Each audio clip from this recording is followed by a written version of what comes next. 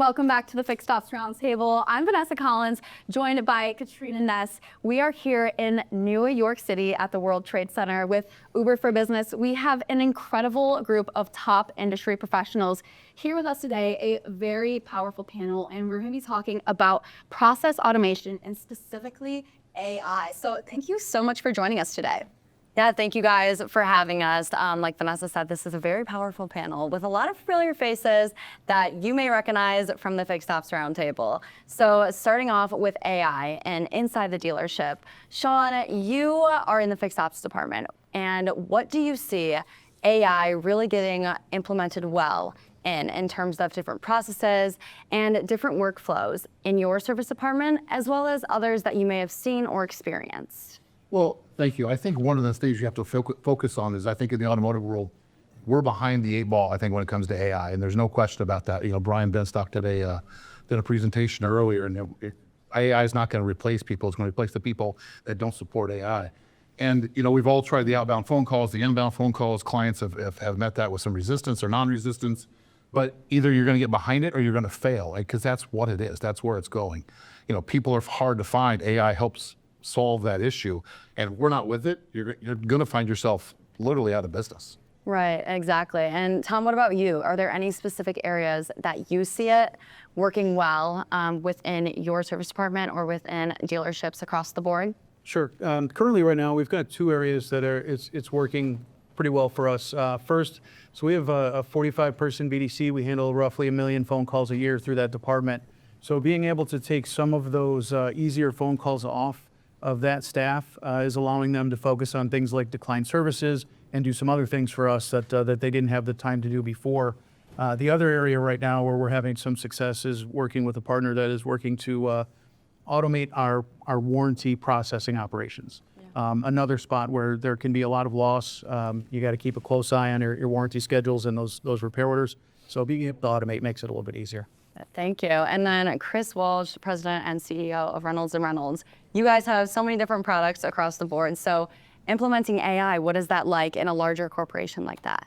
I mean, it's like, if anything, that's a big project like this, it's challenging, but, you know, we really try to look at, you know, focus on what are some problems that AI can solve, you know, in a dealership and engineer things from that, you know, perspective. So I think, you know, going from a phone call to an online service reservation, I think is something, you know, that AI can really be helpful with. I think the reconditioning, you know, side of the business, you know, not just what you need to do to a vehicle, but what should you do to that vehicle in order to put it in a position that it's going to likely sell, you know, quickly. It would be fun to put, you know, a price on it and put it out on your lot. So I think those 2 workflows are 2 areas that we really try to look at hard. Yeah, and I think Shon said it very well in the beginning too. You know, if you're not implementing AI, it's not replacing people, but it will replace the people that don't use it and don't have it in place, because it's a great resource for many dealers and dealerships to use. Absolutely, yeah. It's talked about a lot in this industry how important AI is, but also how important that human interaction is. So,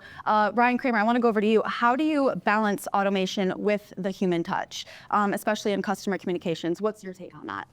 So I would say, you know, there's about to be more. There already is more data saturation than we can handle today, and there's more stuff coming at our people, and there's more data to analyze. Now, luckily, AI can break that down. We recently did a study of reconditioning and what are the most, you know, when somebody's appraising a car, right?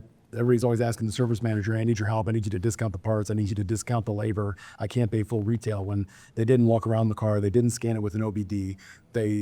That's one thing. They might miss a few items, as Mike Boyd and I were talking about earlier. But what we see more often than not, that there's, out of, let's say, 20 appraisers, there's 2 appraisers that are not good at appraising tires, the values of them, and windshields. And they don't know that on 2023 to 2024 ADAS windshields that they aren't $800 anymore, they're $2,400 or $3,500. And that would have taken us months to comb through all that data, collate it and sort it. And AI did it in a matter of seconds. But I think that's the first thing. Second thing is AI is going to become so efficient with all the texting and everything we saw from Brian Benstock's panel earlier. What's I believe is going to be the number one need is to train all of our associates to live up to those promises and live up to the expectations. After AI answers all these questions and says, here's what you can expect, that handoff to the person in the store actually, that's where the training is going to begin. And those expectations, like Blink AI, you can set all the, answer all the questions and say, this is what it's going to be. And then if they don't honor all those commitments that were made online, it's going to come off the tracks. Right.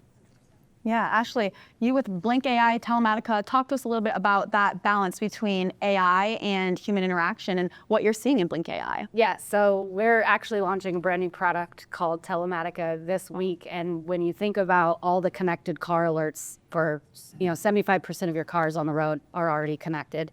And you've got thousands and thousands of alerts going off. You imagine your huge BDC, every OEM has a different process for processing those alerts.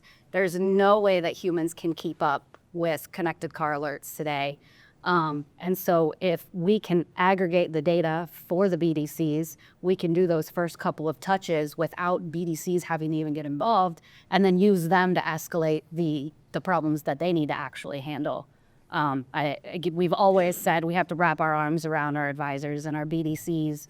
They have a hard job, and AI can only enhance what they're able to do in their departments. Absolutely. And Mark, what about you with Skaivision?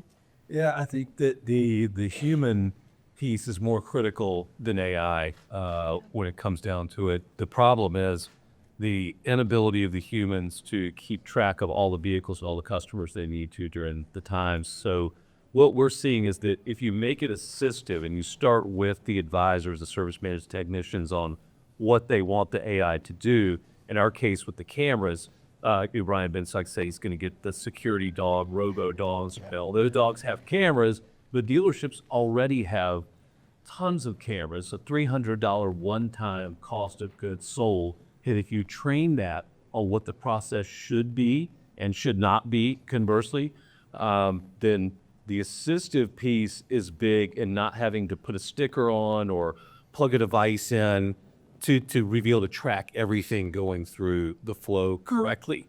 And so we're seeing that the camera with express service especially can already let you know when things are hung up, when it starts greeting customer in staging, time and what's happening on the rack, can assist the technician through gestures with what's going on the rack. When it gets to car wash, et cetera, can it be more transparent for the customer? Because that's what the customer wants, the transparency of the process, not just the speed.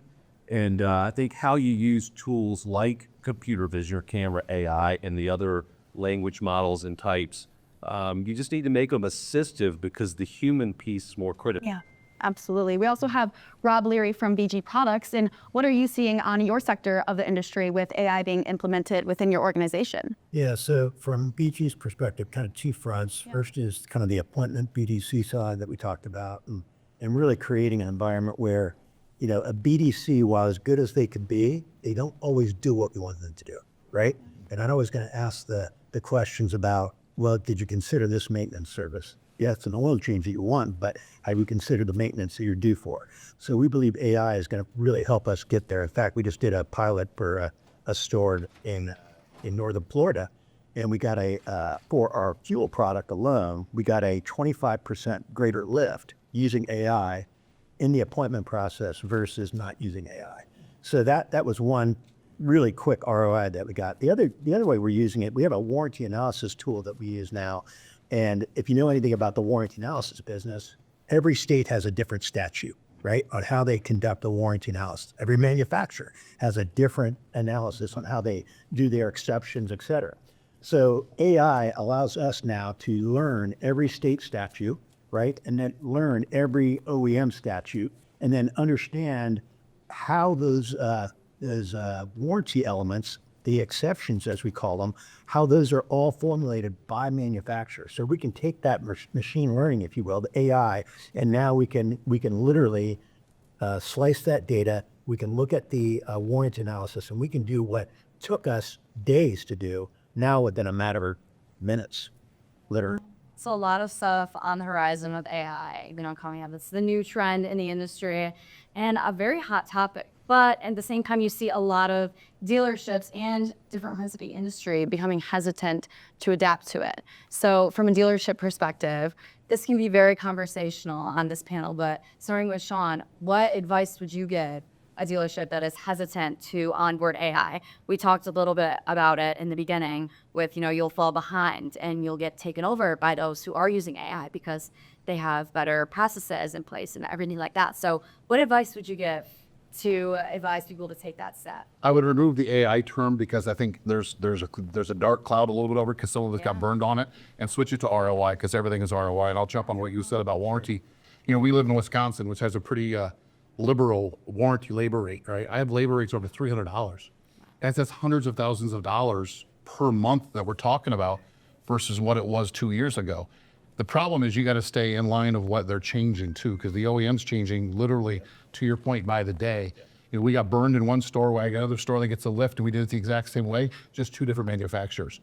If we would have used AI better, I don't think we would have suffered as bad as we did. Yeah. I can't tell you the amount of hours, and again, for those that don't know, I do use, John Fairchild and I do it together.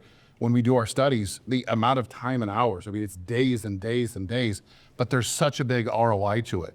If AI would take it over, that's just a no-brainer. I'll give you my card. Yeah, right. But you got this $300 a warranty hour changes things, because again, I know Marco's here and Marco talks about shortage of technicians.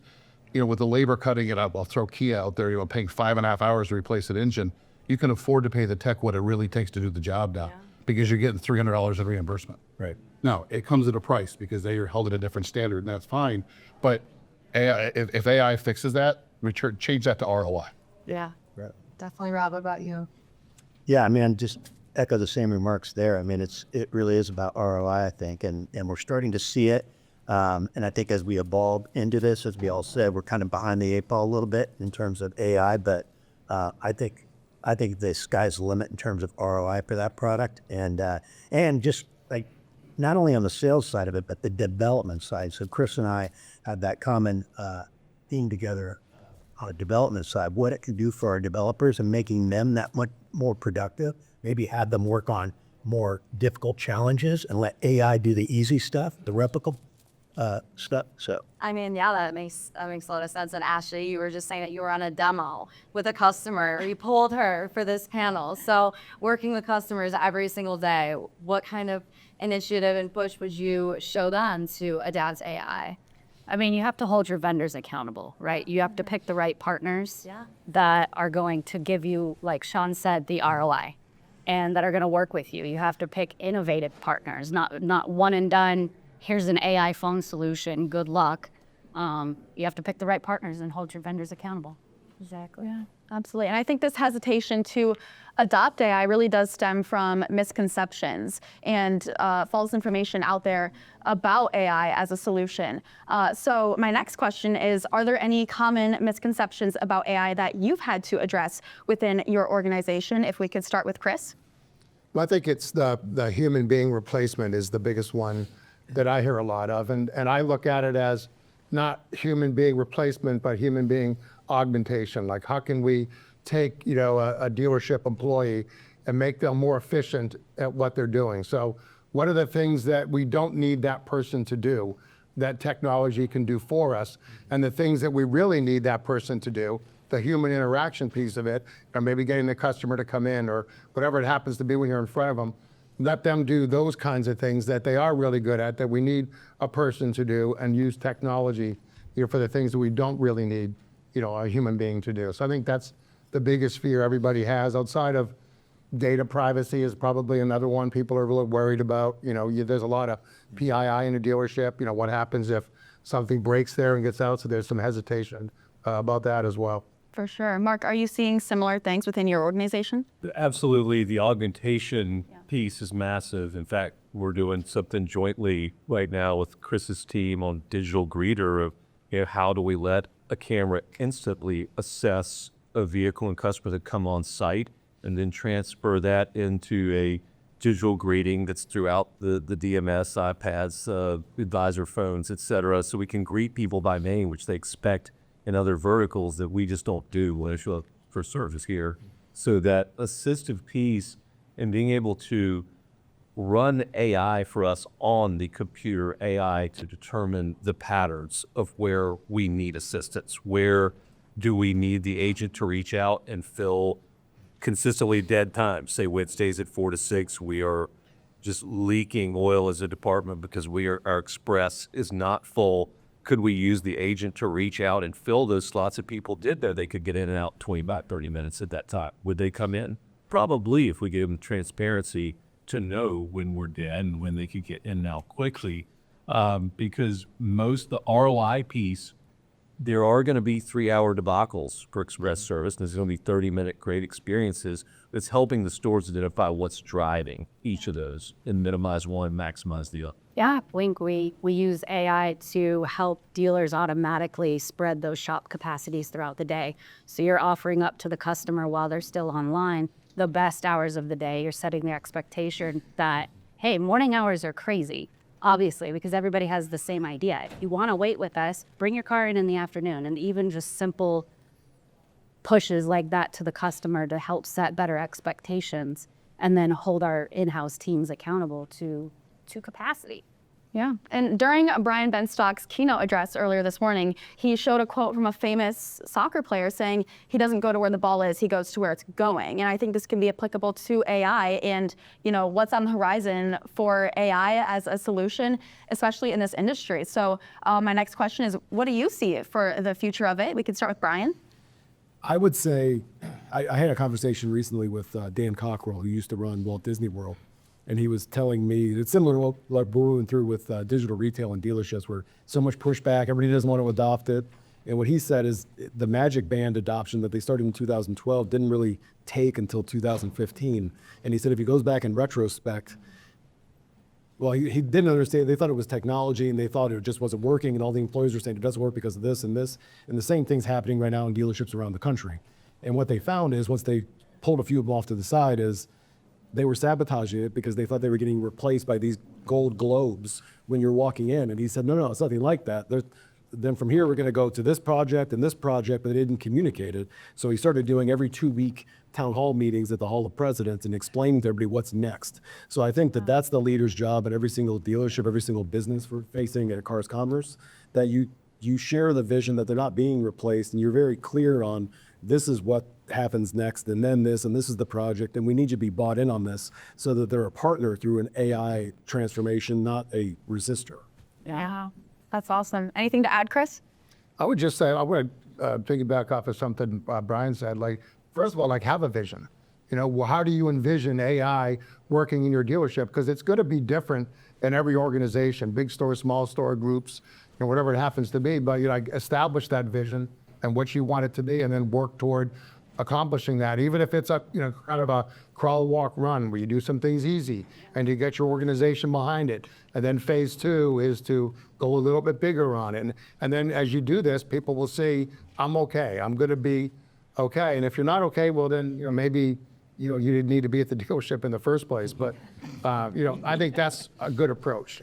That's awesome. Lots of great insight here, Katrina, from the best of the best. Definitely, and thank you all for joining us on this panel today. In New York City, the greatest city in the world, the Big Apple, it has many names. So it's great to be with you all in person, as we know, many of you virtually. But for those of you online, stay tuned because we have a lot more to come.